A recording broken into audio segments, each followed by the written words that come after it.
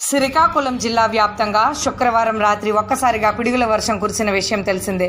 కవిటి మండలం కొండపుట్టుగా గ్రామానికి చెందిన కోరాడ తర్నయ్య తన ఆవుల మందను పొలంలో ఉంచి సురక్షిత ప్రాంతానికి చేరుకున్నాడు. అనంతరం ఆవుల మందపై పిడుగు పడడంతో 3 ఆవులు అక్కడికక్కడే మృతి చెందగా పలు ఆవులు గాయాల పాలయ్యాయి. శనివారం ఉదయం 8 గంటలకు ఆవుల మంద వద్దకు వచ్చి గమనించిన తర్నయ్య మృతి చెందిన ఆవులను చూసి కన్నీరు మున్నీరుగా విలపించారు.